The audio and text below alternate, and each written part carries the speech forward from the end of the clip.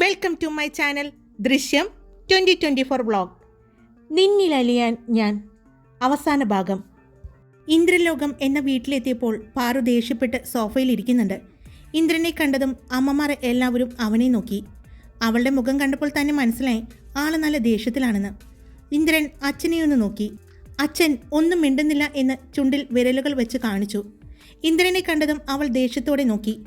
Phone ചെയ്യാനെന്ന് പറഞ്ഞ് പുറത്തേക്ക് പോയിട്ട് ഫോൺ ചെയ്യാനായിട്ട് കാർ എടുത്തുകൊണ്ട് പുറത്തേക്ക് പോകേണ്ട ആവശ്യം എന്താണ്? അവൾ ചോദിച്ചു. അവളുടെ ചോദ്യം കേട്ടതും ഇന്ദ്രൻ അവളുടെ അടുത്തേക്ക് വന്നു. അത് പിന്നെ ഫോൺ ചെയ്തിട്ട് അത്യാവശ്യമായിട്ട് എന്നെ കാണണമെന്ന് പറഞ്ഞ് ഷോപ്പിലെ മാനേജർ വിളിച്ചിട്ടുണ്ടായിരുന്നു. അങ്ങനെ പോയതാണ്. അപ്പോൾ ഇവരോ?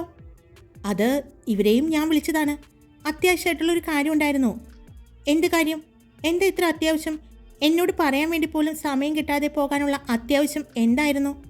ഞാൻ എത്രമാത്രം പേടിച്ചു എന്നറിയോ? പെട്ടെന്ന് കാർ എടുത്തുകൊണ്ട് പോയി. ഞാൻ കണ്ടു പോകുന്നത്. അതിന് പുറകെ തന്നെ ഇവരും പോയി. ദേഷ്യത്തിൽ പറയുന്നുണ്ട്. പക്ഷേ അത് ദേഷ്യമാണോ സങ്കടമാണോ എന്ന് ആർക്കും മനസ്സിലാകുന്നുണ്ടായിരുന്നില്ല. അത് ഞങ്ങൾ പാറുവിന് ഒരു സർപ്രൈസ് വാങ്ങാൻ വേണ്ടി പോയതല്ലേ? ഇന്ദ്രൻ പറഞ്ഞതും അവൾ അവനെ ഒന്ന് നോക്കി. അവൻ പറയുന്നത് കേട്ടതും എല്ലാവരും പരസ്പരം നോക്കി. പിന്നെ അഖിലിനെയും വൈശാഖിനെയും അപ്പോൾ ഇങ്ങോട്ട് പോന്നോട്ടെ എന്ന് പറഞ്ഞതും വൈഷ്ണവ് അകത്തേക്ക് കയറി വന്നു. അവൻ്റെ കയ്യിൽ ഒരു ബോക്സ് ഉണ്ടായിരുന്നു. അവൾ ആ ബോക്സിലേക്കും പിന്നെ ഇന്ദ്രനെയും നോക്കി. ഇത് ഞങ്ങളുടെ പാറുവിനുള്ള ഒരു സ്പെഷ്യൽ ഗിഫ്റ്റാണ്. എന്താണെന്നോ? ഇപ്രാവശ്യം നടക്കുന്ന മിസ് വേൾഡ് കോമ്പറ്റീഷനിൽ എൻ്റെ പാറുവിൻ ഡിസൈൻ ചെയ്ത വസ്ത്രങ്ങൾ സെലക്ട് ചെയ്തിരിക്കുന്നു. ഇന്ദ്രൻ പറഞ്ഞതും പാർവതി ഞെട്ടലോടെ അവനെ നോക്കി. എല്ലാവരുടെയും കണ്ണുകളിൽ സന്തോഷമായിരുന്നു. ശരിക്കും? അതെ, ഇപ്പോൾ മസാബാൻഡി വിളിച്ചുള്ളൂ എന്നെ. അതിനു വേണ്ടിയല്ലേ ഞങ്ങൾ പുറത്തേക്ക് പോയത്? ഇന്ദ്രൻ പറഞ്ഞു. വൈഷ്ണവ് ആ ബോക്സ് കൊണ്ടുവന്ന് ടേബിളിൽ വെച്ചു. അതൊരു കേക്കായിരുന്നു. അപ്പോൾ ഈ സന്തോഷം കേക്ക് മുറിച്ച് ആഘോഷിക്കാം അല്ലേ? പിന്നീട് എല്ലാവരും ഒരുമിച്ച് കേക്ക് മുറിച്ച് ആഘോഷിച്ചു. പറയാതെ പോയതിൻ്റെ പിണക്കം മാറി. അവൾ ഇന്ദ്രനെ കെട്ടിപ്പിടിച്ച് കിടന്നുറങ്ങി. ഇന്ന് എല്ലാവരും തിരിച്ച് ആലപ്പുഴയിലേക്ക് പോവുകയാണ്. എല്ലാവരും കല്യാണ തിരക്കുകളിലേക്കായിരുന്നു. അതിനിടയ്ക്ക് തന്നെ വൈഷ്ണവും അഖിലും ആ വീട് വാങ്ങുകയും അതിൻ്റെ പണി പൂർത്തിയാക്കി വിവാഹത്തിന് 2 ദിവസം മുമ്പ് ആ വീട്ടിലേക്ക് കയറാം എന്ന് തീരുമാനിക്കുകയും ചെയ്തു. അതിൻ്റെ തിരക്കുകൾ കൂടിയായതും എല്ലാവരും നല്ല തിരക്കുകളിൽ തന്നെയായിരുന്നു. എന്നാൽ പാർവതിയുടെ കാര്യത്തിൽ ഇന്ദ്രൻ ഒരു വിട്ടുവീഴ്ച ചെയ്തില്ല. ഇന്ദ്രൻ എപ്പോഴും അവളുടെ കൂടെ തന്നെയുണ്ടായിരുന്നു. അവനെ എല്ലാവരും എല്ലാ തിരക്കുകളിൽ നിന്നും ഒഴിവാക്കി. എന്നാലും അവിടെ ഇരുന്നു കൊണ്ട് തന്നെ അവൻ എല്ലാ കാര്യങ്ങളും അറേഞ്ച് ചെയ്യുന്നുണ്ടായിരുന്നു. തൻ്റെ കൂട്ടുകാരൻ്റെയും തൻ്റെ സഹോദരങ്ങളായി കിട്ടിയ വൈശാഖിൻ്റെയും വൈഷ്ണവിൻ്റെയും വിവാഹമാണ്. അതുകൊണ്ട് അത് നന്നായി തന്നെ സെലിബ്രേറ്റ് ചെയ്യണമെന്ന് ഇന്ദ്രൻ തീരുമാനിച്ചിട്ടുണ്ടായിരുന്നു. ആലപ്പുഴയിലെ ഒരു ബീച്ചിൽ വെച്ചായിരുന്നു അവരുടെ വെഡ്ഡിംഗ് പ്ലാൻ ചെയ്തത്. ആദ്യം തീരുമാനിച്ചത് ഒരു കൺവെൻഷൻ സെൻറ്റർ എടുക്കാമെന്നായിരുന്നു. പക്ഷേ ഇന്ദ്രൻ അവർക്ക് സർപ്രൈസ് ആയിട്ടാണ് അവരുടെ കല്യാണത്തിന് ബീച്ച് റിസോർട്ട് അറേഞ്ച് ചെയ്തത്. അവരുടെ 3 പേരുടെയും വെഡ്ഡിംഗ് പ്ലാൻ ചെയ്തത് ആ ബീച്ചിൽ വെച്ച് തന്നെയായിരുന്നു. അതിനുവേണ്ട എല്ലാ അറേഞ്ച്മെൻറ്റ്സും ചെയ്തു. അത് എല്ലാവർക്കും ഒരു സർപ്രൈസ് ആയിരുന്നു. അവൻ ആദ്യമേ പറഞ്ഞിരുന്നു വിവാഹം നടക്കുന്ന സ്ഥലവും കാര്യങ്ങളും അവൻ തന്നെ തീരുമാനിക്കുമെന്ന്. അതുകൊണ്ട് തന്നെയായിരുന്നു അവൻ അങ്ങനെ ഒരു ബീച്ച് വെഡ്ഡിംഗ് പ്ലാൻ ചെയ്തത്. പാർവതിക്ക് ഓരോ ദിവസം ചെല്ലുന്തോറും ക്ഷീണം കുറച്ച് കൂടി വന്നു തുടങ്ങിയപ്പോൾ അതുകൊണ്ട് തന്നെ കൂടെ തന്നെ എപ്പോഴും ആരെങ്കിലും ഉണ്ടാകും. ഇന്ദ്രനായിരിക്കും കൂടുതൽ സമയം. ഇനി ഇന്ദ്രൻ അല്ലെങ്കിൽ കൂട്ടുകാരെ 2 പേരെയും ഏൽപ്പിച്ചിട്ടായിരിക്കും പോകുന്നത്. പിന്നെ അമ്മമാരും കൂടെ ഉണ്ടാകാറുണ്ട്. ഇന്ന് അഖിലിൻ്റെയും വൈഷ്ണവിൻ്റെയും വീടിൻ്റെ പാലുകാച്ചലാണ്. ആദ്യത്തെ മുഹൂർത്തത്തിൽ അഖിലിൻ്റെ വീടിൻ്റെ പാലുകാച്ചലും 2ാമത്തെ മുഹൂർത്തത്തിൽ വൈഷ്ണവിൻ്റെയും വൈശാഖിൻ്റെയും വീടിൻ്റെ പാലുകാച്ചലും നടത്തി. മുത്തച്ഛനും മുത്തശ്ശിയും ഇപ്പോൾ പാർവതിയുടെ അമ്മയുടെ ഒപ്പം ഇന്ദ്രലോകം വീട്ടിൽ തന്നെയാണ്. വീടിൻ്റെ പാലുകാച്ചൽ നടത്തുമ്പോൾ അവർ വിവാഹം കഴിക്കാൻ പോകുന്ന പെൺകുട്ടികൾ കൂടെ വേണമെന്ന് അച്ഛനമ്മർ തീരുമാനിച്ചു. അതുകൊണ്ട് എല്ലാവരും ഒരുമിച്ച് കൂടി അവരുടെ ഗൃഹപ്രവേശം ഭംഗിയാക്കി. ഇന്നാണ് വെഡ്ഡിംഗ്. എല്ലാവരും അതിൻ്റെ തിരക്കുകളിലായിരുന്നു. തലേ ദിവസത്തെ പരിപാടികൾ എല്ലാം ഇന്ദ്രൻ്റെ സഹോദരിമാരും എല്ലാവരും കൂടി അതേ ബീച്ച് റിസോർട്ടിൽ വെച്ച് തന്നെ നടത്തി. മെഹന്തി, ഹൽദി അങ്ങനെ എല്ലാ ചടങ്ങുകളും നടത്തിയിരുന്നു. എല്ലാത്തിനും ഇന്ദ്രൻ്റെ വീട്ടുകാരായിരുന്നു നേതൃത്വം നൽകിയത്. മുംബൈയിലെ രീതിയിൽ അവർ ഇവിടെ നടത്തി. അത് എല്ലാവർക്കും ഒരു പുതുമയുള്ള കാഴ്ചയായിരുന്നു. എല്ലാം കഴിഞ്ഞതും പാർവതി നന്നായി ക്ഷീണിച്ചു. ഇന്ദ്രൻ അവളെ എടുത്തുകൊണ്ടാണ് റൂമിലേക്ക് കൊണ്ടുപോയത്. അത്രയും നടക്കാനായിട്ട് അവശതയുണ്ടായിരുന്നു അവൾക്ക്. ഇപ്പോൾ കുറച്ച് ദിവസമായിട്ട് വൊമിറ്റിംഗ് തുടങ്ങിയിട്ടുണ്ട്. അത് കാരണം ക്ഷീണമെന്ന് എല്ലാവർക്കും അറിയാം. ഡോക്ടറെ കാണിച്ചപ്പോൾ അത് കുഴപ്പമൊന്നുമില്ലെന്നും അത് മാറിക്കഴിയുമ്പോൾ ക്ഷീണം മാറിക്കോളും എന്ന് പറഞ്ഞു. രാവിലെ എല്ലാവരും ബ്യൂട്ടീഷ്യൻസിനെ അറേഞ്ച് ചെയ്തിരുന്നു. ഒരുപാട് പേരുള്ളത് കൊണ്ട് തന്നെ എല്ലാവരും പാർലറിൽ പോയി റെഡിയാവാം എന്ന് തീരുമാനിച്ചു. പാർവതിയും പോയിട്ടുണ്ടായിരുന്നു. എന്നാൽ ഒരുപാട് മേക്കപ്പിനൊന്നും അവൾ നിന്ന് കൊടുത്തില്ല. അത്യാവശ്യം ചെറിയ രീതിയിൽ മേക്കപ്പും സാരി നന്നായി തന്നെ ഉടുത്തു. വയറുള്ളത് കൊണ്ട് ഇത്തിരി ബുദ്ധിമുട്ടുണ്ടായിരുന്നു. എങ്കിലും അവൾക്ക് നന്നായി തന്നെ സാരി ഉടുപ്പിച്ചു. എല്ലാവരും റെഡിയായി കഴിഞ്ഞതും ഇന്ദ്രനാണ് കൊണ്ടുവരാനായിട്ട് ചെന്നത്. ഒരുങ്ങി വരുന്ന പാർവതിയെ കണ്ടതും ഇന്ദ്രൻ്റെ കണ്ണുകൾ വിടർന്നു. അവളുടെ കയ്യിലെ സ്വർണ്ണവളകളേക്കാൾ കൂടുതൽ നിറയെ കരിവളകളാണ് ഇട്ടിരുന്നത്. അത് ഇന്ദ്രൻ ശ്രദ്ധിച്ചു. അതവൾക്ക് ഒരുപാട് ഭംഗി തോന്നിച്ചു. മുത്തശ്ശിയുടെ നിർബന്ധമായിരുന്നു. ആ നാടും നാട്ടുകാരും എല്ലാവരും അറിഞ്ഞുള്ള വലിയൊരു വിവാഹമായിരുന്നു. അവരുടെ ആ നാട്ട് കണ്ടത് വെച്ച് ഏറ്റവും വലിയ വിവാഹം. 3 വിവാഹങ്ങൾ ആർഭാടമായി തന്നെ നടന്നു. അതിൻ്റെ മുൻപന്തിയിൽ ഇന്ദ്രനും പാർവതിയും നിന്നു. അഖിൽ ജെൻസിയുടെ കഴുത്തിൽ താലി ചാർത്തി. വൈശാഖ് ലക്ഷ്മിയുടെയും വൈഷ്ണവ് നീതുവിൻ്റെയും കഴുത്തിൽ താലി ചാർത്തി. എല്ലാവരും പൂക്കൾ വർഷിച്ചുകൊണ്ട് അവരെ അനുഗ്രഹിച്ചു. പിന്നീട് അങ്ങോട്ട് ഫോട്ടോഷൂട്ട് മാത്രമായിരുന്നു. അവരുടെ 3 പേരുടെയും വിവാഹമായിരുന്നെങ്കിൽ കൂടി അവിടെ എല്ലാവരും ശ്രദ്ധിക്കപ്പെട്ടത് ഇന്ദ്രനും പാർവതിയും തന്നെയായിരുന്നു. ഇന്ദ്രൻ ചേർത്ത് പിടിച്ച് നടക്കുന്ന പാർവതി, അവൻ കൊടുക്കുന്ന കെയറിങ്, എല്ലാവരും തൻ്റെ മകൾക്ക് കിട്ടിയ ഭാഗ്യമാണ് ഇന്ദ്രൻ എന്ന് പറയുന്നത് കേൾക്കുമ്പോൾ പാറുവിൻ്റെ അച്ഛനും അമ്മയ്ക്കും ഒരുപാട് സന്തോഷമായിരുന്നു. വൈകിട്ട് റിസപ്ഷനൊന്നുമില്ല. ഒരുപാട് വിഭവസമൃദ്ധമായ ഭക്ഷണങ്ങൾ കൂടി, വ്യത്യസ്തമായ രീതിയിലുള്ള പലതരം ഭക്ഷണ രീതികൾ എല്ലാം ആ കല്യാണത്തിൻ്റെ മാറ്റുകൂട്ടി. ഭക്ഷണം കഴിച്ച് എല്ലാവരും വധുവരന്മാരുടെ ഗൃഹപ്രവേശത്തിന് വേണ്ടി ഒരുങ്ങി. ആർക്കും വിഷമമുണ്ടായിരുന്നില്ല. കാരണം എല്ലാവരും ഒരുമിച്ചുള്ളത് സന്തോഷത്തിൻ്റെ കാരണമായിരുന്നു. വൈശാഖിൻ്റെയും വൈഷ്ണവിൻ്റെയും അമ്മ നീതുവിനും ലക്ഷ്മിക്കും വിളക്ക് കൊടുത്ത് ആ വീടിൻ്റെ മരുമകളാക്കി. അവരെ സ്വീകരിച്ചപ്പോൾ അഖിലിൻ്റെ അമ്മ ജെൻസിക്ക് വിളക്ക് കൊടുത്തു സ്വീകരിച്ചു. പിറ്റേന്ന് ജെൻസിയുടെ വിവാഹം പള്ളിയിൽ വെച്ച് മിന്നുകെട്ട് നടത്താമെന്ന് തീരുമാനിച്ചിരുന്നു. അതുകൊണ്ട് അഖിലിനോട് ആ ദിവസം ഫസ്റ്റ് നൈറ്റ് ആഘോഷിക്കരുതെന്ന് പിള്ളർ സെറ്റുകൾ എല്ലാവരും പറഞ്ഞ് കളിയാക്കാൻ തുടങ്ങി. അതങ്ങ് പള്ളി പോയി പറഞ്ഞാൽ മതി എന്ന് പറഞ്ഞ് അഖിലും. എല്ലാവരുടെയും വിവാഹം കഴിഞ്ഞ് വൈകിട്ട് അവിടെ നിന്ന് തന്നെ എല്ലാവരും ഒരുമിച്ച് ഭക്ഷണം കഴിച്ചു. കൂട്ടുകാരികളെയും ചേച്ചിയെയും മണിയറയിലേക്ക് ആക്കിക്കൊടുക്കാൻ പാറു മുൻപന്തിയിൽ തന്നെ ഉണ്ടായിരുന്നു. വീണ്ടും അവൾ ഓടിപ്പാഞ്ഞ് നടക്കുന്നത് കണ്ട ഇന്ദ്രൻ ഇനി അവളെ ഇവിടെ നിർത്തിയാൽ ശരിയാകില്ല എന്ന് പറഞ്ഞ് അവളെ എടുത്ത് കാറിലേക്ക് ഇട്ടുകൊണ്ട് വീട്ടിലേക്ക് പോയി. വീട്ടിൽ ചെന്നതും അവളെ ഫ്രഷാക്കി കൊടുത്ത് ഇന്ദ്രനും ഫ്രഷായി. 2 പേരും ബെഡിൽ വന്ന് കിടന്നു. പാറുവിൻ്റെ ചുണ്ടിൽ ഒരു പുഞ്ചിരി കണ്ടതും ഇന്ദ്രൻ എന്താണെന്ന് ചോദിച്ചു. എൻ്റെ ഇന്ദ്രേട്ടാ, ഒരു മുംബൈ യാത്ര കൊണ്ടുവന്ന് സംഭവിച്ച കാര്യങ്ങൾ എന്തൊക്കെയാണെന്ന് നോക്കിക്കേ. പക്ഷേ ഒരുപാട് സന്തോഷമുണ്ട് എനിക്ക് ഇതുപോലെ ഒരാളെ കിട്ടിയത്. ആ യാത്ര കൊണ്ടല്ലേ പാറു, മറക്കല്ലേ. ആ യാത്ര പോലും ഇന്ദ്രൻ്റെ പ്ലാനിംഗ് ആയിരുന്നു എന്ന് ഇന്ദ്രൻ പറഞ്ഞതും പാർവതി ചിരിച്ചുകൊണ്ട് അവൻ്റെ കവിളിൽ ചുംബിച്ചു. ഇതുമാത്രമേ ഉള്ളൂ, വേറൊന്നുമില്ലേ? ഇന്ദ്രൻ ചോദിച്ചു. തൽക്കാലം സാറ് പ്രൊഡ്യൂസ് ചെയ്തിരിക്കുന്നത് ഒന്ന് റിലീസാവട്ടെ, എന്നിട്ട് ബാക്കി ആലോചിക്കാം, പാർവതി പറഞ്ഞു. 3.5 മാസമായി ഉള്ളൂ എങ്കിലും വയറുണ്ടല്ലോ അല്ലേ? ഇന്ദ്രൻ ചോദിച്ചു. പിന്നെ 2 പേരുണ്ട് ഇന്ദ്രേട്ടാ. എൻ്റെ 2 മക്കൾക്കും ഇതിൽ കിടക്കാൻ സ്ഥലം ഉണ്ടാവോ പാറു? ഇന്ദ്രൻ ചോദിച്ചു. അവരുടെ അച്ഛൻ കോടീശ്വരനാണെന്ന് പറഞ്ഞിട്ട് ഒരു കാര്യമില്ല.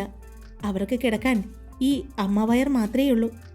അത് വേറെ സൗകര്യങ്ങൾ ചെയ്തു കൊടുക്കാൻ ഒന്നും അവരുടെ പപ്പയ്ക്ക് പറ്റില്ല എന്ന് അവർക്കറിയാം.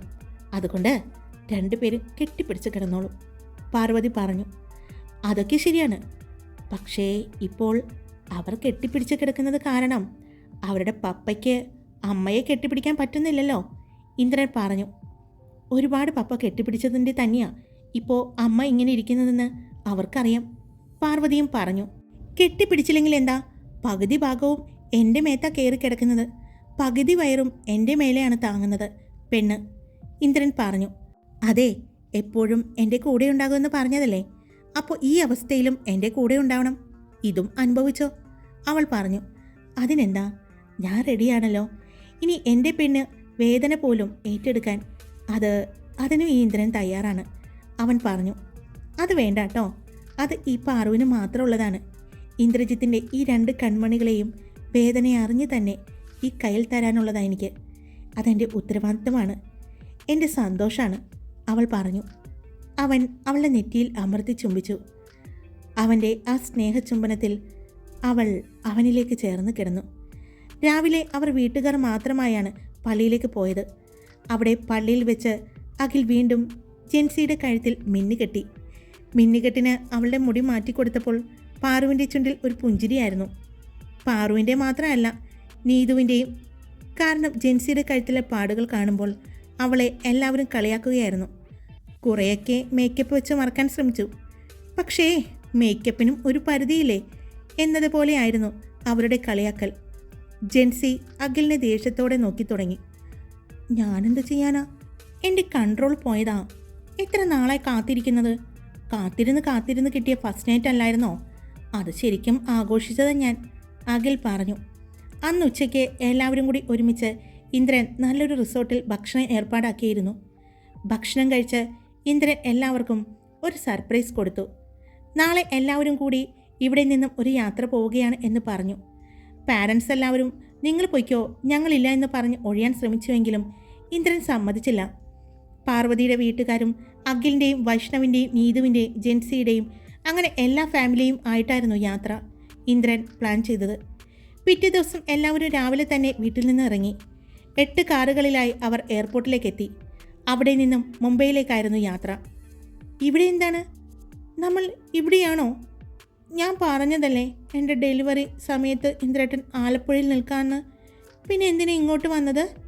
പാർവതി ചോദിച്ചു. അതൊക്കെയുണ്ട്, സർപ്രൈസ്, ഇന്ദ്രൻ പറഞ്ഞു. എയർപോർട്ടിൽ നിന്നും ഇന്ദ്രൻ അറേഞ്ച് ചെയ്ത കാറുകളെല്ലാം എത്തി. അവിടെ നിന്നും അവരുടെ യാത്ര ചെന്ന് നിന്നത് ഭണ്ഡാർധാരയിൽ ആയിരുന്നു. എല്ലാവരും ഒരുപാട് കേട്ടിട്ടുണ്ട് എങ്കിലും ആദ്യമായി കാണുന്നതിൻ്റെ സന്തോഷത്തിലായിരുന്നു. പാർവതിയും കൊണ്ട് അവരുടെ സ്വകാര്യ ട്രീഹട്ടിലേക്കാണ് ഇന്ദ്രൻ പോയത്. അവിടെ എല്ലാവരും വന്നു എങ്കിലും എല്ലാവർക്കും താമസിക്കാനായിട്ട് അവരുടെ റിസോർട്ടിലാണ് ഇന്ദ്രൻ സൗകര്യം ഒരുക്കിയത്. ഇന്ദ്രൻ്റെയും പാർവതിയുടെയും ട്രീഹട്ട് എല്ലാവർക്കും ഒരുപാട് ഇഷ്ടമായി. എല്ലാവരും വെള്ളച്ചാട്ടം കാണാനും മറ്റും പോയി. ഇന്ദ്രൻ പാർവതിയും ചേർത്ത് പിടിച്ചുകൊണ്ടാണ് നടക്കുന്നത്. അവൾക്കും ഒരുപാട് സന്തോഷമായിരുന്നു. കാരണം വീണ്ടും ഇവിടെയൊക്കെ ഇപ്പോൾ വരാൻ പറ്റുമെന്ന് അവൾ സ്വപ്നത്തിൽ പോലും ചിന്തിച്ചിട്ടില്ല. ഇന്ദ്രൻ കുഞ്ഞുങ്ങളൊക്കെ വലുതായിട്ട് വരാമെന്നാണ് പറഞ്ഞത്. ഈ യാത്ര അവളും ആഗ്രഹിച്ചിരുന്നു. അന്ന് എല്ലാവരും ഇന്ദ്രൻ്റെ ട്രീഹട്ടിൽ ഭക്ഷണം ഉണ്ടാക്കി. അമ്മമാർക്ക് സന്തോഷമായിരുന്നു. അങ്ങനെ ഒരു സ്ഥലം, അങ്ങനെ ഒരു കിച്ചണുമെല്ലാം അവരും ആദ്യമായിട്ട് കാണുകയാണ്. അച്ഛന്മാരെല്ലാവരും അവരുടെ ആഘോഷങ്ങളിലേക്ക് തിരിഞ്ഞപ്പോൾ അമ്മമാരെല്ലാവരും കിച്ചണിലായിരുന്നു. കല്യാണം കഴിഞ്ഞവരെ എല്ലാവരും അവരുടെ സ്വകാര്യ നിമിഷങ്ങളിലേക്ക് പോയി. എല്ലാവരും വെള്ളച്ചാട്ടത്തിലും മറ്റും ആർമാദിക്കുമ്പോൾ ഇന്ദ്രൻ പാർവതിയെയും ചേർത്ത് അവരുടെ റൂമിലേക്ക് പോയി. യാത്ര ചെയ്തതിൻ്റെ ക്ഷീണം മാറാൻ പാർവതിയെയും കൊണ്ട് കുറച്ചുനേരം കിടക്കാനായി പോയതാണ് ഇന്ദ്രൻ. അവളെ ചേർത്ത് പിടിച്ച് കിടക്കുമ്പോൾ പാർവതിയുടെ കണ്ണുകൾ നിറഞ്ഞു. അവൻ്റെ നഗ്നമായ നെഞ്ചിൽ അവളെ കണ്ണുനീര് പതിഞ്ഞതും അവൻ അവളെ നേരെ കിടത്തി അവളുടെ മുഖത്തേക്ക് നോക്കി. എന്തിനാ ഇപ്പോൾ ഈ കണ്ണ് നിറഞ്ഞത്? അവൻ ചോദിച്ചു. എനിക്ക് സന്തോഷം വന്നിട്ടാ, അവൾ പറഞ്ഞു. എവിടെന്നാ ഈ സന്തോഷം വന്നത്? അവൻ ചോദിച്ചതും അവൾ അവളെ നെഞ്ചിൽ കൈവച്ചുകൊണ്ട് പറഞ്ഞു. ഇവിടെ നിന്നാ സന്തോഷം വന്നത്. ഈ സന്തോഷത്തിന് കാരണം ഇന്ദ്രേട്ടനാ, അവൾ പറഞ്ഞു. ആണോ? അപ്പോൾ എനിക്ക് എന്താ തരിക? അവൻ ചോദിച്ചു. ഇന്ദ്രേട്ടന് ഞാൻ തരില്ല, പക്ഷേ എനിക്ക് വേണം, അവൾ പറഞ്ഞതും കണ്ണുകൾ വിടർത്തി ഇന്ദ്രൻ അവളെ നോക്കി. പാറു, അതെ, എനിക്ക് വേണം എൻ്റെ ഇന്ദ്രേട്ടനെ, ഇപ്പോൾ ഇവിടെ വെച്ച്, അവൾ പറഞ്ഞതും അവൻ അവളുടെ നെറ്റിയിൽ ഒന്ന് ചുംബിച്ചു. അവൻ്റെ കണ്ണുകൾ അവളുടെ മുഖമാകെ ഓടി നടന്നു. നെറ്റിയിൽ തുടങ്ങിയ അവൻ്റെ ചുംബനം അവളുടെ ചുവന്ന അധരങ്ങളിൽ വന്ന് നിന്നു. അവളെ വേദനിപ്പിക്കാതെ, അവൾക്ക് ബുദ്ധിമുട്ടില്ലാതെ അവളെ ഒത്തിരി സ്നേഹിച്ചു, പ്രണയിച്ചു. അവൻ്റെ ആ സ്നേഹച്ചൂടിൽ, ആ പ്രണയച്ചൂടിൽ തളർന്ന് പാർവതി അവൻ്റെ നെഞ്ചിൽ കിടന്ന് ഉറങ്ങി. 2 ആഴ്ചയോളം അവർ ഭണ്ഡാർധാരയിൽ നിന്നു. അതിനുശേഷം തിരിച്ച് 2-3 ദിവസം ഇന്ദ്രൻ്റെ ഫ്ലാറ്റിൽ നിന്നിട്ടാണ് അവർ തിരിച്ച് ആലപ്പുഴയിലേക്ക് വന്നത്.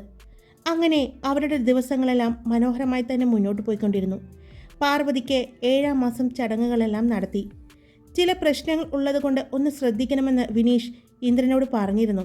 അതുകൂടി കേട്ടതും കെയറിംഗ് ആയ ഇന്ദ്രൻ ഓവർ കെയറിംഗ് ആയി. അങ്ങനെ കുഴപ്പങ്ങളൊന്നും ഇല്ലാതെ മുന്നോട്ട് പോയിക്കൊണ്ടിരിക്കുമ്പോഴാണ് ഒരു ദിവസം രാവിലെ ഇന്ദ്രൻ പാറുവിൻ്റെ കരച്ചിൽ കേട്ടാണ് കണ്ണു തുറന്നത്. എന്തുപറ്റി? ഒട്ടും സഹിക്കാൻ പറ്റുന്നില്ല. അവൾ കിടന്ന് നിലവിളിക്കാൻ തുടങ്ങിയതും ഇന്ദ്രൻ അമ്മേ, അച്ഛാ എന്നെല്ലാം പറഞ്ഞു വിളിച്ചു. പാറുവിൻ്റെ ഡേറ്റ് എടുത്തത് കൊണ്ട് തന്നെ എല്ലാവരും അവിടെ തന്നെ ഉണ്ടായിരുന്നു. ഇന്ദ്രൻ്റെ വീട്ടുകാരും എത്തിയിരുന്നു. വേഗം ഇന്ദ്രൻ പാറുവിനെ എടുത്തുകൊണ്ടാണ് ലിഫ്റ്റിൽ കയറിയത്. അപ്പോഴേക്കും വൈഷ്ണവ് കാർ എടുത്തിരുന്നു. അവർ ഇന്ദ്രൻ്റെ ഹോസ്പിറ്റലിലേക്കാണ് പോയത്. വിനീഷിനെ ഇറങ്ങുന്നതിന് മുമ്പ് അഖിൽ വിളിച്ചു പറഞ്ഞത് കൊണ്ട് എല്ലാം റെഡിയാക്കിയിട്ടുണ്ടായിരുന്നു. ലേബർ റൂമിലേക്ക് കൊണ്ടുപോകുമ്പോൾ ഇന്ദ്രനും പോകണമെന്ന് പറഞ്ഞിട്ടുണ്ടായിരുന്നു. വിനീഷ് സമ്മതം കൊടുത്തിരുന്നു. വീട്ടിൽ നിന്നും ഇറങ്ങിയപ്പോൾ മുതൽ കൈവിടാതിരുന്ന ഇന്ദ്രൻ ലേബർ റൂമിലേക്കും അവളെ കൈപിടിച്ച് കൂടെ നിന്നു. അവളുടെ വേദനയോടെയുള്ള കരച്ചിൽ ഇന്ദ്രൻ്റെയും കണ്ണു നിറച്ചു. അവൻ അവളുടെ കയ്യിൽ തലോടിക്കൊണ്ടിരുന്നു. ഇന്ദ്രൻ്റെ കയ്യിൽ അവളുടെ നഖങ്ങൾ മുറിവേൽപ്പിക്കുമ്പോഴും അവളുടെ ആ കരച്ചിലിന് ഇന്ദ്രൻ ആ വേദനയൊന്നും അറിഞ്ഞതുപോലുമില്ല. വലിയൊരു അലറിക്കരച്ചിലൂടെ ഒരു കുഞ്ഞ് പുറത്തേക്ക് വന്നു. ആൺകുഞ്ഞാണ്, ഇന്ദ്രനോട് വിനീഷ് പറഞ്ഞു. ആ കുഞ്ഞിനെ മാറ്റിക്കഴിഞ്ഞതും വീണ്ടും പാറുവിൻ്റെ കരച്ചിൽ കേട്ടു. വീണ്ടും ഒരു കരച്ചിലോടെ ഒരാൾ കൂടി പുറത്തേക്ക് വന്നു. പെൺകുഞ്ഞാണ്, ഡോക്ടർ പറഞ്ഞു. ഇന്ദ്രൻ്റെ കണ്ണുകൾ അപ്പോഴും അവൻ്റെ പെണ്ണിൽ തന്നെയായിരുന്നു. കുഞ്ഞുങ്ങളെ രണ്ടുപേരെയും ക്ലീൻ ചെയ്യാനായിട്ട് കൊണ്ടുപോയി. വാടിത്തളർന്ന് കണ്ണീരോടെ കിടക്കുന്ന അവൻ്റെ പെണ്ണിനെ അവൻ സ്നേഹത്തോടെയും ബഹുമാനത്തോടെയും നോക്കി. ഇത്രയും വേദന അനുഭവിച്ച അവളോട് അവന് സ്നേഹം കൂടുകയായിരുന്നു. ചുണ്ട് വരണ്ട് ഉണങ്ങിയിരിക്കുന്ന അവളുടെ ചുണ്ടിൽ അവൻ്റെ ചുണ്ടിൻ്റെ നനുത്ത സ്പർശം അറിഞ്ഞതും അവൾ കണ്ണുകൾ വിടർത്തി അവനെ നോക്കി. അപ്പോഴും ഒന്ന് അടർന്നു മാറാൻ പോലും പറ്റാതെ അവൻ അവളുടെ ചുണ്ടിൽ അവൻ്റെ ചുണ്ടുകൾ മുട്ടിച്ചു തന്നെ നിന്നു. വേറെയൊന്നും അവൻ ചെയ്തില്ല. അവളുടെ ചുണ്ടിൽ അവൻ അവൻ്റെ ചുണ്ടുകൾ മുട്ടിക്കുക മാത്രമാണ് ചെയ്തത്. അപ്പോഴാണ് ഇന്ദ്രൻ്റെ കണ്ണുനീർ അവളുടെ കവിളിൽ പതിച്ചത്. അതറിഞ്ഞതും പാറു ഒരു പിടച്ചിലോടെ വീണ്ടും അവൻ്റെ മുഖത്തേക്ക് നോക്കി. ഇന്ദ്രനെ കണ്ടതും അവൾ പതിയെ അവളുടെ ചുണ്ടുകൾ ഒന്ന് വിടർത്തി അവൻ്റെ ചുണ്ടുകളെ അവളുടെ വായ്ക്കുള്ളിലാക്കി. ഉമിനീര് പോലുമില്ലാതെ വറ്റി വരണ്ടിരുന്ന അവളുടെ നാവിലേക്ക് ചുണ്ടിലേക്കും ദാഹജലം കിട്ടിയതുപോലെയായിരുന്നു അപ്പോൾ തോന്നിയത്. അവൻ്റെ ചുണ്ടുകളെ നുണഞ്ഞെടുത്ത് അവൾ അവളുടെ ദാഹം തീർക്കുകയാണ്. എപ്പോഴോ അവളുടെ ചുണ്ടുകൾ അവൻ്റെ ചുണ്ടുകളെ നുണഞ്ഞുകൊണ്ട് തന്നെ അവൾ ഉറങ്ങിപ്പോയി. അത്രയും ക്ഷീണമുണ്ടായിരുന്നു അവൾക്ക്. അപ്പോഴേക്കും അവരുടെ 2 കുഞ്ഞുങ്ങളെയും കൊണ്ട് നഴ്സുമാർ ഇന്ദ്രൻ്റെ അടുത്തേക്ക് വന്നു. ഇന്ദ്രൻ 2 കുഞ്ഞുങ്ങളെയും മാറി മാറി നോക്കി. 2 കുഞ്ഞുങ്ങളെയും എടുക്കാൻ അവന് വല്ലാത്ത പേടി തോന്നി. ആദ്യമായിട്ടാണ് ജീവിതത്തിൽ ഇത്രയും ചെറിയ കുഞ്ഞുങ്ങളെ, അതും ജനിച്ചിട്ട് മിനിറ്റുകൾ മാത്രം പ്രായമുള്ള കുഞ്ഞുങ്ങളെ അവൻ എടുക്കാൻ പോകുന്നത്. അവൻ കൈനീട്ടി ആദ്യം മകനെ വാങ്ങി. ആ കുഞ്ഞിനെ വാങ്ങുമ്പോൾ അവൻ പാറുവിനെ ഒന്ന് നോക്കി. ഉറങ്ങി. അവളെ നോക്കി നിൽക്കുന്ന ഇന്ദ്രനെ കണ്ടതും വിനീഷ് പറഞ്ഞു. നല്ല ക്ഷീണമുണ്ടായിരുന്നു, പിന്നെ ചെറിയൊരു സ്റ്റിച്ചുണ്ട്, അതുകൊണ്ട് മരുന്ന് കൊടുത്തിട്ടുണ്ട്. അതിൻ്റെയെല്ലാം ക്ഷീണം കൊണ്ട് ഉറങ്ങിപ്പോയതായിരിക്കും, വിനീഷ് പറഞ്ഞു. കുഞ്ഞുങ്ങളെ എല്ലാവർക്കും കാണിച്ചു കൊടുത്തോളൂ. വിനീഷ് പറഞ്ഞതും കുഞ്ഞുങ്ങളെയും കണ്ട് ലേബർ റൂമിൻ്റെ വാതിൽ തുറന്ന് പുറത്തേക്ക് വന്നു. അവനെ കണ്ടതും ചുറ്റും എല്ലാവരും ഓടി വന്നു. ഒരു കുടുംബം മുഴുവനുമുണ്ട് അവന് ചുറ്റും. അപ്പോഴാണ് വിനീഷിൻ്റെ കയ്യിലിരിക്കുന്ന പെൺകുഞ്ഞിനെ ഇന്ദ്രൻ്റെ അമ്മ കാണുന്നത്. അമ്മ കുഞ്ഞിനെ വേഗം വാങ്ങി. ഇന്ദ്രൻ്റെ കയ്യിലെ കുഞ്ഞിനെ പാറുവിൻ്റെ അമ്മയുടെ കയ്യിലേക്ക് കൊടുത്തു. ഇന്ദ്രൻ്റെ മുഖത്തേക്ക് നോക്കിയ അഖിലും വൈശാഖും വൈഷ്ണവും അവൻ്റെ കണ്ണുകൾ കണ്ടപ്പോൾ തന്നെ മനസ്സിലായി കരഞ്ഞിട്ടുണ്ടെന്ന്. അഖിൽ ഇന്ദ്രൻ്റെ അടുത്തേക്ക് വന്നു. എന്തുപറ്റി? എന്തിനിങ്ങനെ കണ്ണു നിറച്ച് നിൽക്കുന്നത്? ഇന്ദ്രജിത്ത് ലോകനാഥ് ഗുപ്ത കണ്ണു നിറച്ച് നിൽക്കുന്നത് ആദ്യമായിട്ട് കാണുന്നതാണ്, അഖിൽ പറഞ്ഞു. അത് പറഞ്ഞാൽ നിനക്ക് മനസ്സിലാവില്ല. ഇന്ന് എൻ്റെ പെണ്ണനുഭവിച്ച വേദന ഞാൻ കണ്ടു. എനിക്കിപ്പോൾ സ്ത്രീകളോടൊക്കെ ബഹുമാനം കൂടുകയാണ്. ഇതെല്ലാം കാണുമ്പോൾ ഇത്തരം വേദനയാണ് അവർ നമുക്ക് വേണ്ടി അനുഭവിക്കുന്നത്, നമ്മുടെ കുഞ്ഞുങ്ങൾക്ക് വേണ്ടി അനുഭവിക്കുന്നത്. എന്നിട്ട് നമ്മളെല്ലാവരും അവർക്ക് അതിൻ്റേതായ സ്നേഹവും ബഹുമാനവും എന്തെങ്കിലും കൊടുക്കുന്നുണ്ടോ? ഇല്ല. എന്നിട്ട് നമ്മൾ പറയും അത് സ്ത്രീകളുടെ കടമയാണ്, ഉത്തരവാദിത്തമാണ് എന്നൊക്കെ. ശരിയായിരിക്കാം, കടമയും ഉത്തരവാദിത്തവും ആയിരിക്കാം. പക്ഷെ ആ കടമ നിറവേറ്റാൻ വേണ്ടി അവർ അനുഭവിക്കുന്ന വേദന ഞാനിന്ന് കണ്ടതാണ്. എത്ര ജീവനുകൾ എൻ്റെ കൈകൊണ്ട് ഞാൻ എടുത്തിട്ടുണ്ട്. എനിക്ക് അപ്പോഴൊന്നും ഒരു വേദനയും തോന്നിയിട്ടില്ല. പക്ഷെ ഇന്ന് എൻ്റെ 2 മക്കൾക്കും ജന്മം നൽകാനായിട്ട് എൻ്റെ പെണ്ണനുഭവിച്ച വേദന അതൊരിക്കലും ഞാൻ എൻ്റെ ജീവിതത്തിൽ മറക്കില്ല. ആ നിൽക്കുന്ന എല്ലാ അമ്മമാരോടും എനിക്കിപ്പോൾ ഒരുപാട് ബഹുമാനവും സ്നേഹവും കൂടുകയാണ്. ഇന്ദ്രൻ പറയുന്നത് കേട്ടതും എല്ലാവരും കുഞ്ഞുങ്ങളെ കൊഞ്ചിച്ചു കൊണ്ട് നിൽക്കുന്ന എല്ലാ അമ്മമാരെയും നോക്കി. അവർക്കും എന്തൊക്കെയോ മനസ്സിലാകുന്നുണ്ടായിരുന്നു. കുറച്ച് സമയം കഴിഞ്ഞതും പാറുവിനെ റൂമിലേക്ക് മാറ്റി. ആ ഹോസ്പിറ്റലിലെ ഏറ്റവും നല്ല ലക്ഷറി റൂമായിരുന്നു. ആ ഹോസ്പിറ്റലിലെ ഡോക്ടേഴ്സ്, നേഴ്സുമാർ മുതൽ ക്ലീനിങ് സ്റ്റാഫ് വരെ എല്ലാവർക്കും ഇന്ദ്രൻ്റെ വക സ്പെഷ്യൽ ഗിഫ്റ്റ് ഉണ്ടായിരുന്നു. അതിൽ പ്രായമായ അമ്മമാരുണ്ടെങ്കിൽ അവർക്കായി സ്പെഷ്യൽ സമ്മാനങ്ങൾ തന്നെയായിരുന്നു ഇന്ദ്രൻ അറേഞ്ച് ചെയ്തത്. പിന്നെ അവിടെയുണ്ടായിരുന്ന എല്ലാവർക്കും മധുരപലഹാരങ്ങൾ നൽകി. മുംബൈയിലുള്ളതും ഇന്ത്യക്ക് അകത്തും പുറത്തുമുള്ള ILG ഗ്രൂപ്പിലെ സ്റ്റാഫുകൾക്ക് അന്ന് സ്പെഷ്യൽ ഗിഫ്റ്റുകളുണ്ടായിരുന്നു. അങ്ങനെ ഇന്ദ്രജിത്ത് ലോകനാഥ് ഗുപ്തയുടെ മക്കളുടെ വരവ് എല്ലാവരെയും അറിയിച്ചു. 3 ദിവസം കഴിഞ്ഞതും പാർവതിയെ വീട്ടിലേക്ക് കൊണ്ടുവന്നു. എല്ലാ അമ്മമാരുടെയും പരിചരണത്തിനായി ഇന്ദ്രൻ പാറുവിനെ വിട്ടുകൊടുത്തു. ഏറ്റവും നല്ല ആയുർവേദ ഡോക്ടർമാരായ പാറുവിൻ്റെ മുത്തശ്ശൻ, മുത്തശ്ശി, അമ്മ, അതുപോലെ തന്നെ ലക്ഷ്മി എല്ലാവരുടെയും സംരക്ഷണത്തിലായിരുന്നു പാർവതിയും കുഞ്ഞുങ്ങളും. ഈ 28 ദിവസവും ഇന്ദ്രൻ പാറുവിനെ കാണാൻ നിന്നില്ല. അവൻ എല്ലാ ദിവസവും കുഞ്ഞുങ്ങളെ കാണുമെങ്കിലും പാറുവിനെ കണ്ടില്ല. പാറുവിനെ കണ്ടാൽ ഒരു പക്ഷേ തനിക്ക് അവളുടെ അടുത്ത് നിന്ന് പോകാൻ പറ്റില്ല എന്നായിരുന്നു അവൻ പറയുന്നത്. പാറുവും പറഞ്ഞു അവൾക്കും അവനെ കാണാൻ ആഗ്രഹമുണ്ടായിരുന്നു. പക്ഷേ അവൻ പറഞ്ഞ അതേ അവസ്ഥയിൽ തന്നെയായിരുന്നു അവളും. ഒരു പക്ഷേ ഇന്ദ്രേട്ടനെ കണ്ടാൽ ഞാൻ ഇന്ദ്രേട്ടൻ്റെ അടുത്ത് നിന്ന് പോരില്ല എന്ന് അവളും പറഞ്ഞു. കുഞ്ഞുങ്ങളെ പാല് കുടിക്കാൻ നേരത്തല്ലാതെ അവളുടെ കയ്യിൽ കിട്ടാതെയായി. എപ്പോഴും കുഞ്ഞുങ്ങളെ കാണാനായിട്ട് എല്ലാവരും ഓടിയെത്തും. അങ്ങനെ കുഞ്ഞുങ്ങളുടെ 28 ദിവസം പൂർത്തിയായി. അന്ന് കുഞ്ഞുങ്ങളുടെ 28 കെട്ടാണ്. പാറുവിനെ മുത്തശ്ശിയും അമ്മമാരും ലക്ഷ്മിയും മാത്രമേ ഈ ദിവസങ്ങളിൽ കണ്ടിട്ടുണ്ടായിരുന്നുള്ളൂ. മറ്റാരും പാറുവിനെ കണ്ടിട്ടുണ്ടായിരുന്നില്ല. കാണാൻ മുത്തശ്ശി സമ്മതിച്ചിട്ടുണ്ടായിരുന്നില്ല. അവളുടെ കൂട്ടുകാരികളടക്കം എല്ലാവരും കാണണമെന്ന് വാശി പിടിച്ചു. പക്ഷേ സമ്മതിച്ചില്ല. രാവിലെ മുതൽ വീട്ടിൽ ഒരുക്കങ്ങൾ തുടങ്ങി. ഇന്ദ്രൻ്റെ വീട്ടുകാർ അഖിലിൻ്റെയും വൈഷ്ണവിൻ്റെയും വൈശാഖിൻ്റെയും ജെൻസിയുടെയും നീതുവിൻ്റെയും അരുൺ, രാജേഷ്, രമേശ് അവരുടെ വീട്ടുകാരും ഇന്ദ്രജിത്തിൻ്റെ അമ്മ വീട്ടുകാരും എല്ലാവരും കൂടിയായപ്പോൾ ഒരുപാട് ആളുകളായി. പിന്നെ പാറുവിൻ്റെ അച്ഛൻ്റെ വീട്ടുകാരും മാത്രമായിട്ടാണ് കുട്ടികളുടെ 28 ചടങ്ങ് ആഘോഷിക്കാൻ തീരുമാനിച്ചത്. ചടങ്ങുകൾക്കുള്ള എല്ലാ കാര്യങ്ങളും ഒരുക്കി. ഇന്ദ്രൻ ഒരു ഗ്രീൻ കുർത്തയും ഗോൾഡൻ കര വരുന്ന മുണ്ടുമാണ് ധരിച്ചത്. ചടങ്ങിന് സമയമായപ്പോൾ കുഞ്ഞുങ്ങളെ കാണുന്നതിനേക്കാൾ എല്ലാവരും ആകാംക്ഷയോടെ കാത്തിരുന്നത് പാറുവിനെ കാണാനായിരുന്നു. കുഞ്ഞുങ്ങളെ ദിവസവും എല്ലാവരും കാണുന്നുണ്ടെങ്കിലും പാറുവിനെ കണ്ടിട്ട് ഇന്നേക്ക് 28 ദിവസം ആവുകയാണ്. സമയമായതും പാറുവിൻ്റെ മുത്തശ്ശിയുടെയും ഇന്ദ്രൻ്റെ മുത്തശ്ശിയുടെയും കൈ പിടിച്ചുകൊണ്ട് പാർവതി റൂമിൽ നിന്നും ഇറങ്ങി. അവളെ കണ്ട എല്ലാവരും കണ്ണിമ വെട്ടാതെ നോക്കി നിന്നു. ഇന്ദ്രൻ്റെ കണ്ണുകൾ അവളിൽ തന്നെയായിരുന്നു. നിറഞ്ഞ പുഞ്ചിരിയോടെ അവൻ്റെ അടുത്തേക്ക് നടന്നു വരുന്ന പാർവതിയെ അവൻ നോക്കി നിന്നു. യാന്ത്രികമായി അവൻ്റെ കാലുകൾ അവൻ പോലും അറിയാതെ അവൾക്കടുത്തേക്ക് നടന്നു. ഇത്രയും ഭംഗി, മിണ്ടരുത്. ജെൻസി പറയാൻ വന്നതും അവളുടെ അമ്മ അവളെ വഴക്ക് പറഞ്ഞു. പ്രസവം കഴിഞ്ഞ് എഴുന്നേറ്റ് വരുന്ന പെൺകുട്ടികളെ ഇങ്ങനെയാണ് പറയുന്നത്. അത് കേട്ടതും അവൾ ഒന്നും മിണ്ടാതെ മുഖം വീർപ്പിച്ചു. പറഞ്ഞില്ലെങ്കിൽ എന്താ, എല്ലാവരുടെയും മനസ്സിലുണ്ടാകും. ആ മനസ്സിലുള്ള കാര്യങ്ങൾ മനസ്സിൽ തന്നെ വെച്ചാൽ മതി.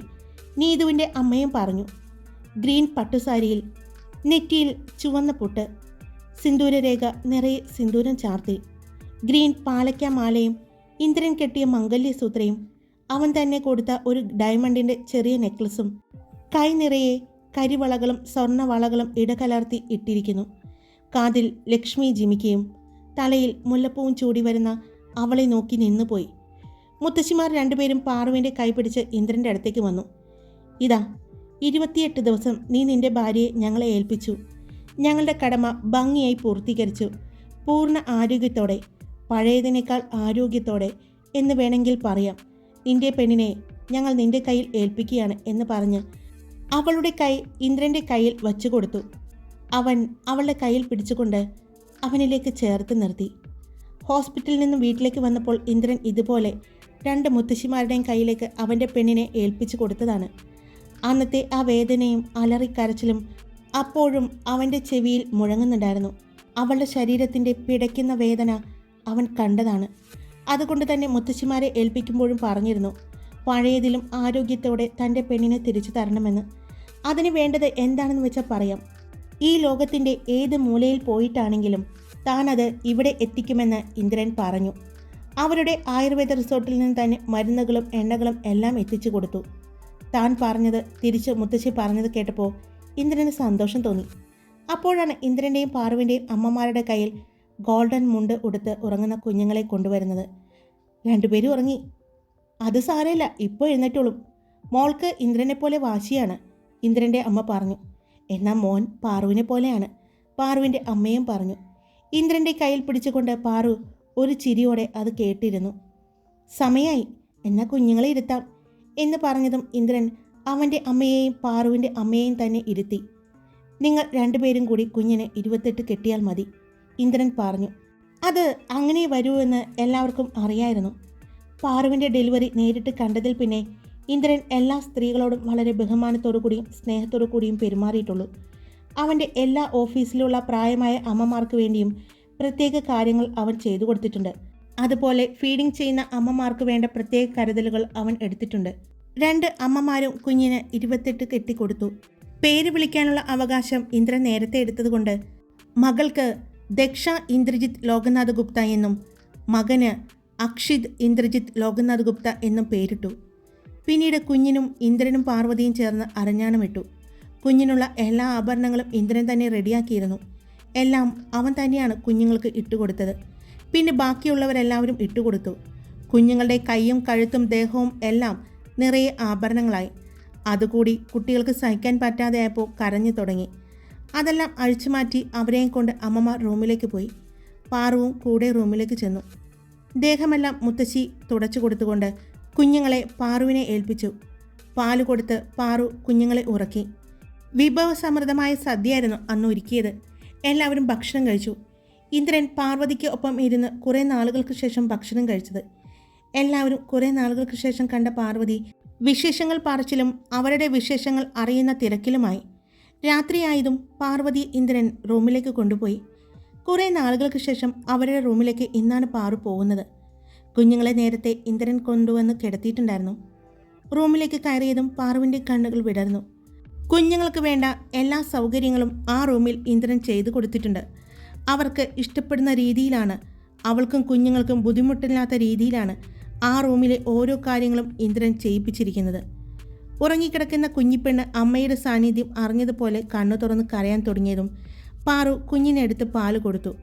ഇന്ദ്രൻ അവളെ ഒന്ന് നോക്കി ചിരിച്ചുകൊണ്ട് വീണ്ടും താഴേക്ക് പോയി.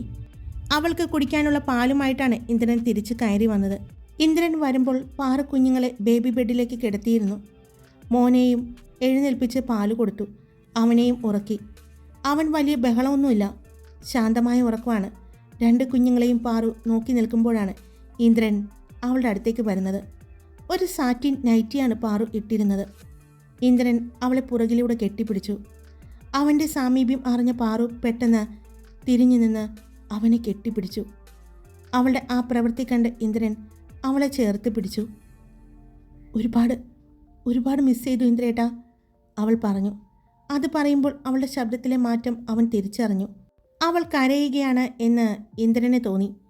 അവൻ അവളുടെ മുഖം പിടിച്ചുയർത്തി നോക്കുമ്പോൾ കണ്ണുകൾ നിറഞ്ഞിട്ടുണ്ട്. എന്തിനാ ഇപ്പോൾ ഇങ്ങനെ കരയുന്നത്? അവൻ ചോദിച്ചു. ഞാനും ഒരുപാട് മിസ് ചെയ്തു. പക്ഷേ 28 ദിവസം ഒരു കാത്തിരിപ്പായിരുന്നു എൻ്റെ പെണ്ണിനെ കാണാൻ. മക്കളേക്കാൾ കൂടുതൽ ഞാൻ കാണാൻ ആഗ്രഹിച്ചത് നിന്നെയാണ്. അവൻ പറയുമ്പോൾ അവൾ ആശ്ചര്യത്തോടെ അവൻ്റെ മുഖത്തേക്ക് നോക്കി. സത്യമാണ് പാറു പറഞ്ഞത്. എൻ്റെ കുഞ്ഞുമണികളെ ഇഷ്ടമല്ലാഞ്ഞിട്ടല്ല, പക്ഷേ എനിക്ക് അവരെക്കാൾ ഇഷ്ടം എൻ്റെ പെണ്ണിനോടാണ്. അവൻ പറഞ്ഞുകൊണ്ട് അവളുടെ നെറ്റിയിൽ അമർത്തി ചുംബിച്ചു. ശരിക്കും പറയാൻ പാടില്ല എന്നാണ് മുത്തശ്ശി പറഞ്ഞത്. എന്നാലും പറയട്ടെ, സുന്ദരിയായിട്ടുണ്ട്. പഴയതിനേക്കാൾ കൂടുതൽ. കുറച്ച് വണ്ണം വെച്ചിട്ടുണ്ട്, നല്ല നിറവും വെച്ചിട്ടുണ്ട്. അവൻ അവളുടെ കൈ പിടിച്ച് കുലുക്കിക്കൊണ്ട് പറഞ്ഞു. ഈ കരിവള ഇട്ടിരിക്കുന്നത് എന്തിനാണെന്ന് എനിക്കറിയാം. ആ ധൈര്യത്തിനാണ് ഞാൻ പറഞ്ഞത്. എൻ്റെ കണ്ണ് തന്നെ എൻ്റെ പെണ്ണിന് കിട്ടുമെന്ന് തോന്നുന്നത്. പക്ഷേ അതിൻ്റെ പരിഹാരം മുത്തശ്ശി കണ്ടതുകൊണ്ട് ആ ധൈര്യത്തിനാണ് പറഞ്ഞത്, അവൻ പറഞ്ഞു. അവൻ അവളെയും കൊണ്ട് ബെഡിലേക്ക് വന്നു. അവളെ ബെഡിൽ കിടത്തി. അവളുടെ അടുത്ത് തന്നെ അവനും കിടന്നു. അവളുടെ അടുത്തേക്ക് തിരിഞ്ഞു കിടന്ന് കൈ തലയിൽ താങ്ങി അവളെ നോക്കിക്കൊണ്ട് തന്നെ കിടന്നു. എന്താ ഇങ്ങനെ നോക്കുന്നേ? ഒരുപാട് കുട്ടികൾ വേണമെന്ന് പറഞ്ഞു. പക്ഷേ അന്നത്തെ നിൻ്റെ വിഷമം കണ്ടപ്പോൾ ഇനി വേണ്ട എന്ന് എനിക്ക് തോന്നുന്നു. അവൻ പറഞ്ഞു. അതെന്താ? നിൻ്റെ സങ്കടം ഞാനന്ന് കണ്ടതാ പാറു. എൻ്റെ കൺമുന്നിൽ ഇപ്പോഴുണ്ട് നിൻ്റെ കരച്ചിൽ, നിൻ്റെ പിടച്ചിൽ. അതുകൊണ്ട് അന്നങ്ങനെ തീരുമാനിച്ചു ഞാൻ, ഇന്ദ്രൻ പറഞ്ഞു. എന്നാലേ ഞാൻ സമ്മതിക്കില്ല. എനിക്ക് ഇനിയും വേണം ഈ ഇന്ദ്രൻ്റെ മക്കളെ എന്ന് പറഞ്ഞ് അവൾ അവൻ്റെ താടിയിൽ പിടിച്ചു. വേണ്ടടാ, അവൻ പറഞ്ഞ് പൂർത്തിയാക്കാൻ സമ്മതിക്കാതെ അവൾ കൈകൾ കൊണ്ട് അവൻ്റെ വായ പൊത്തിപ്പിടിച്ചുകൊണ്ട് പറഞ്ഞു. അങ്ങനെ ഓരോ അമ്മമാരും തീരുമാനിക്കുകയാണെങ്കിൽ ഈ ലോകത്ത് എല്ലാ വീട്ടിലും ഒരു കുട്ടിയുണ്ടാകൂ, അവൾ പറഞ്ഞു. അത് കുറച്ച് സമയത്ത് ഞങ്ങൾക്കുണ്ടാകുന്ന ഒരു വേദനയാണ്. അത് കഴിഞ്ഞാൽ പിന്നെ ഞങ്ങൾക്കുണ്ടാകുന്ന ഒരു സന്തോഷമുണ്ട്. അത് എനിക്ക് ഇനിയും അറിയണം. ആ സന്തോഷവും ആത്മനിർവൃതിയും എനിക്ക് ഇനിയും അറിയണം. ആ സന്തോഷം ഇന്ദ്രേട്ടൻ എനിക്കിനി തരില്ല എന്നാണോ പറയുന്നത്? അവൾ ചോദിച്ചു. ഇന്ദ്രൻ അവൾ വായ മൂടിപ്പിടിച്ച കയ്യിൽ ഒന്ന് ചുംബിച്ചുകൊണ്ട് കൈയെടുത്ത് മാറ്റിക്കൊണ്ട് പറഞ്ഞു. ഇല്ല, നിന്റെ സന്തോഷങ്ങളും ആഗ്രഹങ്ങളും ഞാൻ നിനക്ക് തരും. ആ സന്തോഷത്തിലും വേദനയിലും പങ്കുചേരാൻ ഞാനും ഉണ്ടാകും, അവൻ പറഞ്ഞു. ഞാൻ കുറേ ആയിട്ട് മിസ് ചെയ്ത ഒരു കാര്യമുണ്ട്, അതിങ്ങോട്ട് എടുക്കുകയാണ് എന്ന് പറഞ്ഞ് അവൻ അവളുടെ ചുണ്ടിലേക്ക് അവൻ്റെ ചുണ്ടുകൾ ചേർത്തു. രണ്ടുപേരും പരസ്പരം ആവേശത്തിൽ ചുണ്ടുകൾ നുണഞ്ഞു. ഒരുപാട് നാള് ശ്വാസം മുട്ടി ജീവിച്ചിട്ട് ഇപ്പോൾ ശ്വാസം കിട്ടിയതുപോലെ അവർക്ക് രണ്ടുപേർക്കും തോന്നിയത്.